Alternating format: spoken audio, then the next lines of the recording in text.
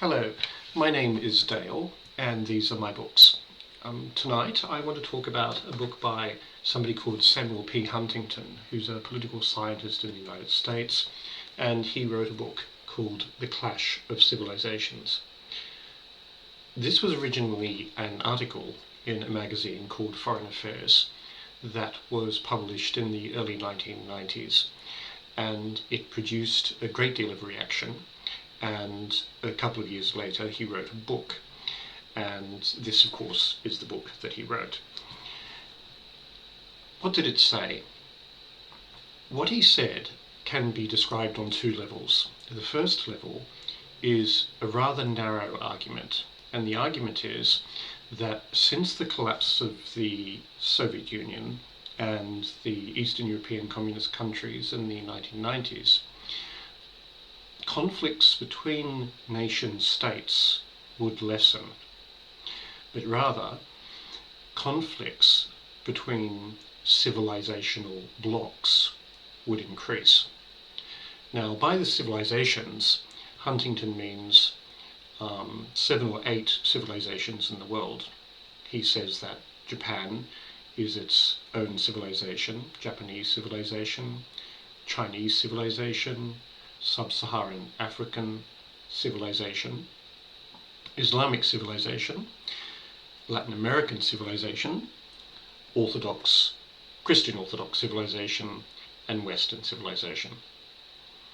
At the beginning of the book, he explains why he defines civilizations in those ways.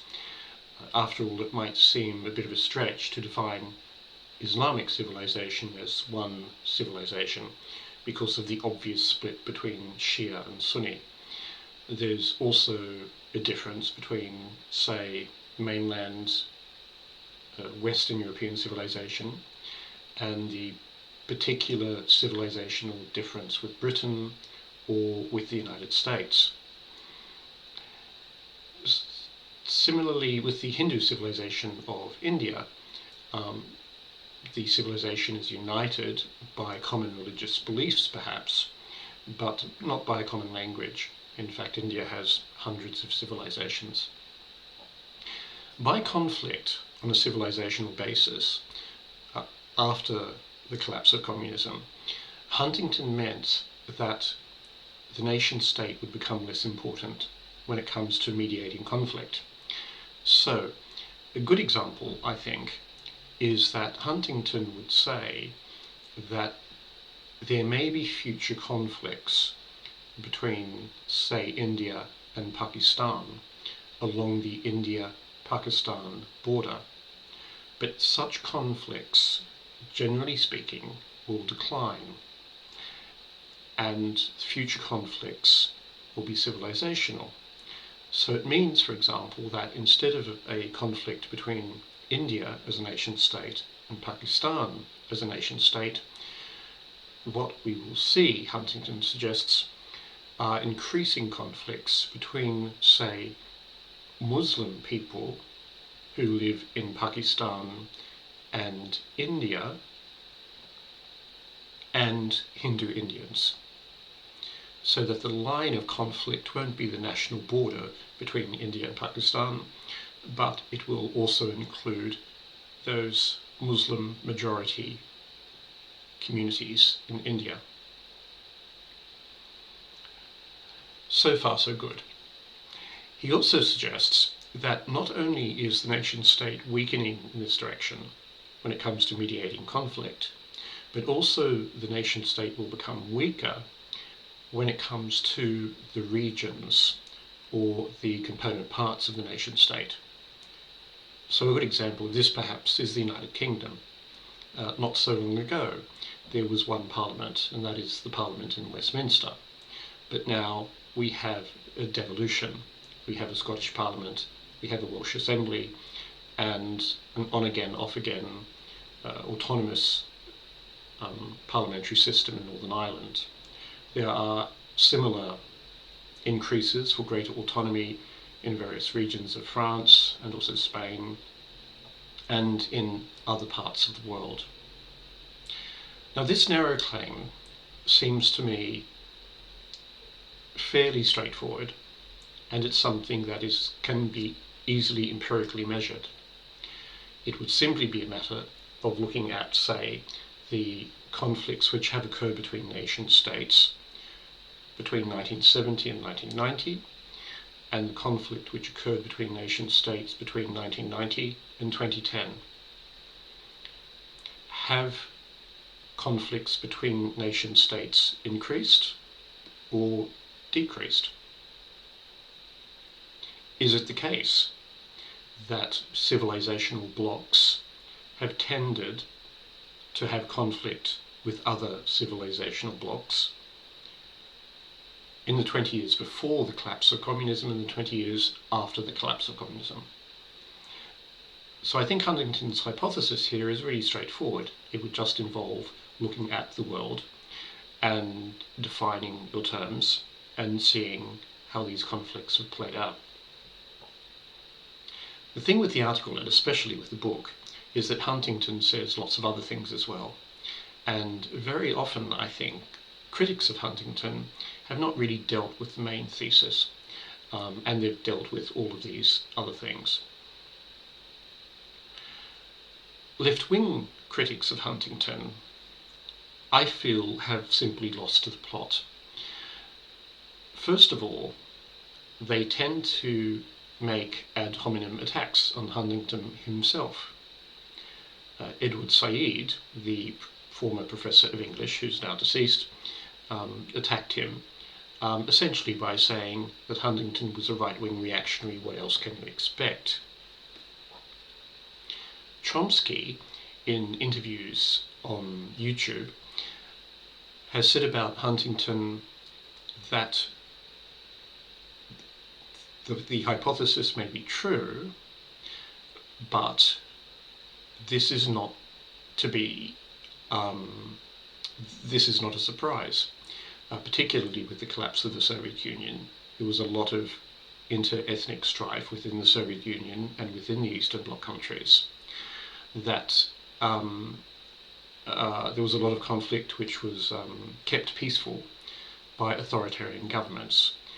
And once the authoritarian governments were removed, you had more inter-ethnic conflict. This is obvious, says Chomsky. What's the big deal? Well, I don't really see why Chomsky is objecting to what Huntington is saying if Chomsky is saying that he agrees with what's being happening, with what Huntington is saying. I find this a lot with Chomsky. What Chomsky does is that he makes these sweeping statements in these slightly irritated, slightly overconfident ways, which are really convincing.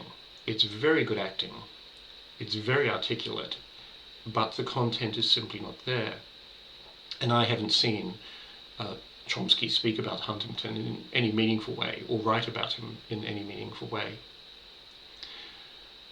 Another way of criticizing Huntington from the left is simply to ignore him. This was really brought home to me by a book by Tariq Ali called The Clash of Civilizations. Called The Clash of Fundamentalisms. And you can see, obviously, how The Clash of Fundamentalisms, as a title, is an allusion to The Clash of Civilizations.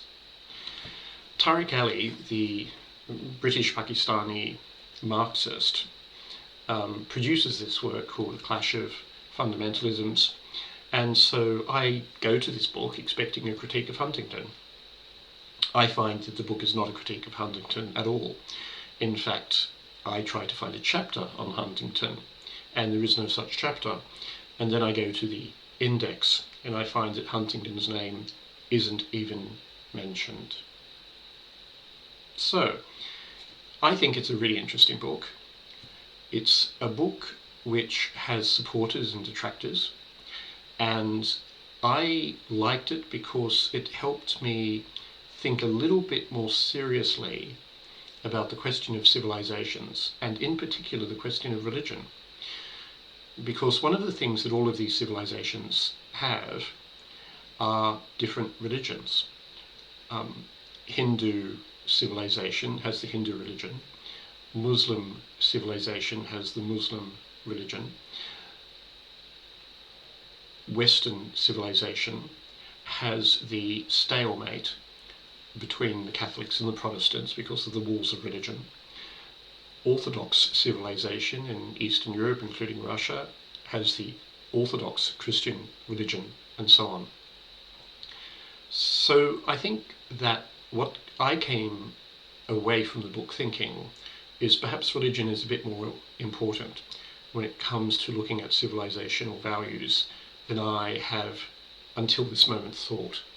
And I think for that reason alone, Huntington's book is worth a quick read. However, there are some bloopers. Huntington says, for example, that Western civilization is unique, going back to the ancient Greeks. I don't think that this is a sustained argument that he makes, and he doesn't really say why it's unique. He comes up with a number of different things and tries to put them together and tries to draw a golden thread going back to the ancient Greeks.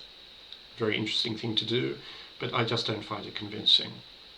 I think that can be contrasted to Neil Ferguson's book, The West and the Rest, where he talks about killer applications, killer apps that the West were able to get together in order to produce a unique civilization, but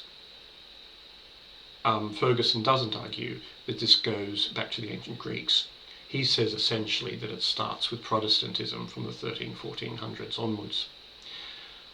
The other blooper I think he makes, and this is just so much of a blooper that it's just a little bit fun, is that Huntington creates a map, and you can see the map here, and he lists all the various civilizations in the world.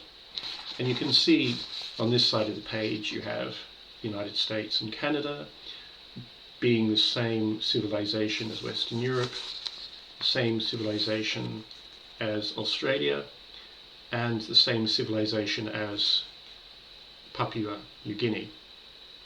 For those who know about Papua New Guinea, it's a very poor country, it's a very tribal country, and it really isn't part of Western civilization, I think, by any definition that you can care to adopt.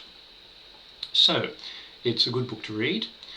This is my first book review. Thank you for joining me.